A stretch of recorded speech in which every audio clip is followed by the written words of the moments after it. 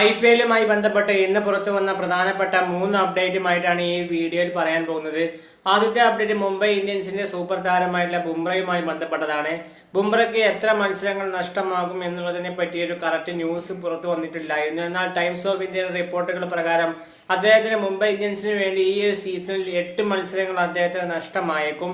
ഇനി അദ്ദേഹം മടങ്ങി വരികയാണെങ്കിൽ IPL-ലെ മുംബൈ ഇന്ത്യൻസിന് വേണ്ടി അവസാനത്തെ കുറച്ച് മത്സരങ്ങൾ മാത്രമായിരിക്കും താരത്തിന് കളിക്കാൻ സാധിക്കുക എന്നുള്ളതാണ് അറിയാൻ സാധിക്കുന്നത്. അടുത്ത അപ്ഡേറ്റ് രോഹിത് ശർമ്മയുമായി ബന്ധപ്പെട്ടതാണ്. മുംബൈ ഇന്ത്യൻസിന് വേണ്ടി രോഹിത് ശർമ്മ ഈ ഒരു സീസണിൽ ഒരു ഇമ്പാക്ട് പ്ലെയർ ആയിട്ടാണ് ഇറങ്ങുന്നത്. എന്നാൽ കളിച്ച മത്സരങ്ങളിലെല്ലാം വളരെ മോശം പ്രകടനമാണ് കാഴ്ചവെച്ചുകൊണ്ടിരിക്കുന്നത്.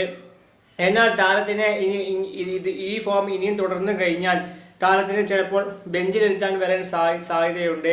രോഹിത് ശർമ്മയുടെ ഈ ഫോമിനെ ചുറ്റിപ്പറ്റി പല ആരാധകരും നിരവധി വിമർശനവുമായിട്ട് സോഷ്യൽ മീഡിയയിൽ പല മുംബൈ ഇന്ത്യൻസിന്റെ ആരാധകരും രംഗത്ത് വരുത്തുന്നുണ്ട് എന്നുള്ളത് എടുത്തു പറയേണ്ട കാര്യം തന്നെയാണ്.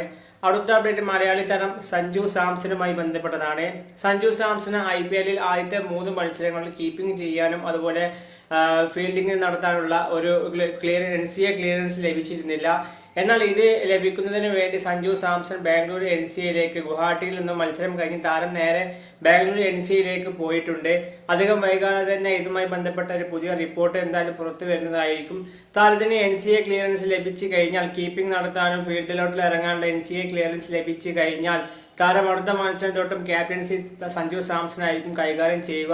അതർവൈസ് അദ്ദേഹത്തിന് കിട്ടാതെ പോവുകയാണെങ്കിൽ റിയൻ പരാഗ് ആയിരിക്കും വരുന്ന മത്സരങ്ങളും നയിക്കാൻ പോകുക എന്നുള്ളത്. ഏതായാലും ഇതുമായി ബന്ധപ്പെട്ട വ്യക്തമായിട്ടുള്ള റിപ്പോർട്ട് അധികം വൈകാതെ തന്നെ പുറത്തു വരും. അങ്ങനെ വരികയാണെങ്കിൽ തീർച്ചയായിട്ടും അറിയിക്കുന്നതായിരിക്കും. ഏതായാലും ഈ ഒരു 3 അപ്ഡേറ്റുമായി ബന്ധപ്പെട്ട നിങ്ങളുടെ അഭിപ്രായം എന്തായാലും ഈ വീഡിയോയ്ക്ക് താഴെ കമന്റായി രേഖപ്പെടുത്തും.